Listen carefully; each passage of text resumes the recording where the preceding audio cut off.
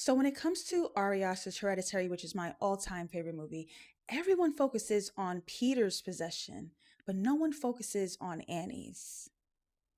I'm Latasha, and this is the Exalted Filmophile.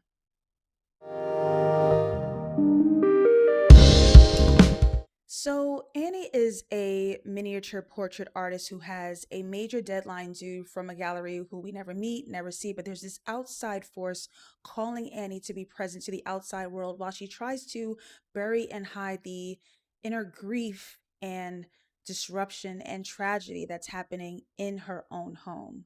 So, for the film to open inside of Annie's workshop, to look outside into the cubby, Charlie's treehouse, and spin into this super morphed version of Peter's bedroom. Um, was genius for so many reasons, but more so because thematically it is the artist observing and by way of an unliving person and presence being observed. She is both the object and the subject, which is so incredible. And so when Annie begins the film in burying her mother, she is essentially not just emotionless, but she is relieved that this woman who's been her tormentor since her childhood um, is gone. She thinks she's rid her hands of it. And outside of anything that she knows, little does she know that this is just the beginning. Annie is a mother of two children, Peter and Charlie, and she is a wife. And this family all begins in these separate corridors of the house. They are loners who reside together, stuck together almost. And though they're doing okay, their foundation isn't strong enough to succeed in the relentless tragedy that is upcoming for them. And so when we watch Annie sort of be this imperfect and flawed mother who is not admitting to, confessing to where she's made mistakes, where she has regrets, where she is grieving, what she fears, everything is on this mutable hum of fine. And that is the baseline for where she is. So when I bring up the point where Annie becomes possessed, it is so subtle because we essentially don't begin this film with watching this family be great. They're just fine. And Annie's grief towards her mother is not strong enough to leave the emotional gaping hole that demonic entities need to seep in and pierce the body. They need an entry point. And so, in Annie losing her daughter Charlie in this freak accident, driven, quite literally, pun intended, by her brother Peter, Annie's son, we think the crash is the moment where Annie's grief takes over because she doesn't have the emotional fortitude to deal with this loss and keep the secrets of her hidden resentments towards his family present and past. But we all turn to that famous monologue of the dinner scene where Annie stands up and, "Don't you yell at me. I am your mother. Don't you ever swear at me." We all know the one. But her possession happens so much earlier than that. That is when the demonic entities hit the gas pedal to take this family down, but that's not the moment where Annie was possessed. After Annie's mother dies, she sees a an introduction, as I like to call it. A demonic presence is introducing itself to Annie because before it can insert itself into you, it must say hello. You have to be acknowledging of it. So she sees a presence of her mother in the workshop. And as she continues to try to trudge through life, making miniature figures of moments of her life stemming from the trauma of her mom in this sort of emotionally detached, objective eye. Once Charlie dies, she's trying to create from a wounded place, which essentially changes her art, which is the point where the demonic entity can further introduce itself. And that happens at the 50-minute mark where the light enters Annie's workshop. And a trick of the eye happens in multiple places here. We have Annie who's doing bodily movements where us trying to watch the screen is trying to follow Annie. Then the light in the window, which sort of looks like sunlight, but it isn't, is a trick of the eye. And then because Annie is moving her own body, we may miss that Annie is not the one who knocked the paint jars over. That was a demonic entity making itself present yet again. And so we see this light originally with Charlie as she's building her own little figures, and the entity is luring her, preparing her physical body to die so the Paimon, the demonic entity inhabiting Charlie, can be released from her body to then start the process of being inserted in Peter, which was the whole point. So when this light comes and shed very subtly over Annie's workshop, that is the moment Annie becomes possessed. And how can we tell? And this is my favorite part to explore with other cinephiles or movie lovers. If Annie begins this film as fine, when the light enters her workshop, she becomes emotionally detached from Charlie, and that is unlike her. We met her being emotionally detached from her mom, even when she goes to grief counseling and she's trying to share her feelings. She's very cold and guarded and sort of suffocating all of the emotion that can easily arrive here. And the grief counseling is one of my favorite scenes because there's an empty seat where her mother joins her from the dead because she's tracking Annie's emotional um, trajectory to guide Paimon into the correct body and host her son Peter. This is a mother that we've seen be cold regarding her own mother's passing, but when it came to Charlie's passing, we heard that guttural scream and cry. We couldn't miss it. So, how and why would a mother in that much pain tell a neutral, subjective view of the accident of her daughter's beheading? Why? Because that is not Annie. And that is my favorite part of Hereditary that I think so many people miss is that Annie is no longer herself at this point, right before her husband invites her to come to dinner. We're a family, we're together, come to dinner. Annie is neutrally painting her daughter's deceased and decapitated head. Why would she be so detached from this? My further theory is that there is an entity that is a mother like figure to Paimon.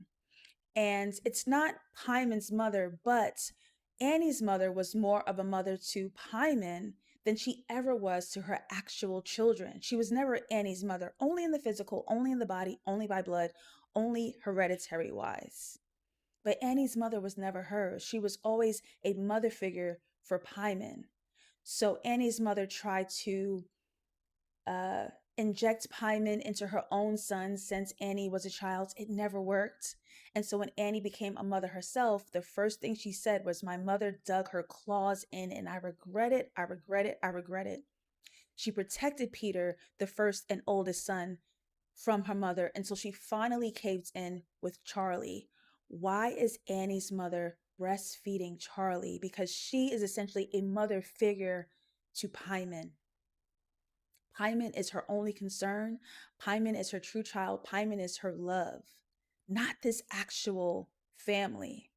When a figure of Annie's mother introduces herself to Annie, to when the light introduces itself to Annie, and to the point where Annie is creating a miniature portrait of her own deceased daughter, until we get to the dinner scene where all of her true rage comes up. It's almost this hellfire passion because who and whatever is possessing Annie has fully and officially taken over, and she immediately ejects herself from the dinner table. She is no longer spiritually a part of this family, only now by blood and body.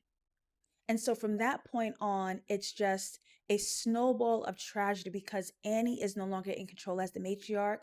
Annie's own mother is no longer present as that matriarch. And so the family is left to fend for themselves, really having no defense at all, because the manipulation of the demonic entity is to not even let you know the trouble you're in. You're sitting in a pot of boiling water and you are unaware that the fire's even on. And so Annie, throughout this point from the dinner scene, tries to wake up and save her family, but her sleepwalking is now coming alive. And this is another point that I really want to explore in Hereditary. It's another great point in that sleepwalking is the subconscious becoming awoken. All the things you can't say, all the things you can't control, your soul's spiritual inner truth. When Annie sleepwalks to Peter and says, I was trying to save you, and the room gets set ablaze, here's what I think is happening. If Annie's mother was a motherly figure to Paimon, there's something motherly that wants Paimon here in the flesh. And so while Annie is fighting for her physical family, Paimon's demonic family is fighting for him. And I think the sleepwalking scene becomes an enmeshment of the two. And I'll even go as far as to say that in film, when you use long transitions, when one scene is immersing itself over another, there's a connection there. And if we're talking about Hereditary, we are talking about something being birthed. And so following Charlie's death, where Peter is trying to sleep, but Annie begins sleeping in Charlie's treehouse in the cold, and she turns on that heat, that red heat, and Peter and Annie have that cross transition, that slow fade. I believe the entity that's mothering Paimon is giving birth to itself unto Peter. I believe that slow transition was a birthing phase to be representative of Paimon's community, Paimon's family, trying to bring him here on earth through Annie and her mother. And, you know, logistically, Paimon doesn't have a mother. He's the prince of hell.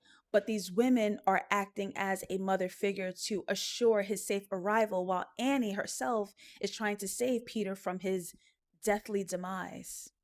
And that tension was so brilliantly told with such subtlety that I think a lot of people miss it. I usually say in Hereditary, the B story is essentially invisible, because if you're not tracking the goal and the actions taken by the spirits who are not here, the spirits we can't see, you sort of kind of miss it.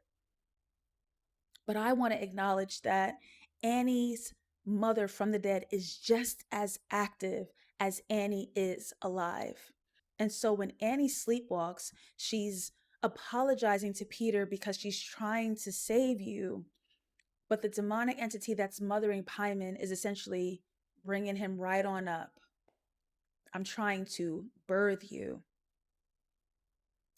Until we get all the way into the end, where it takes three heads to sacrifice themselves for Paimon, and to see how present Annie's mother is from the dead, until her goal of getting Paimon here is finally met. I'm just so happy that Ari Aster has agreed to do, I believe, a prequel to Hereditary.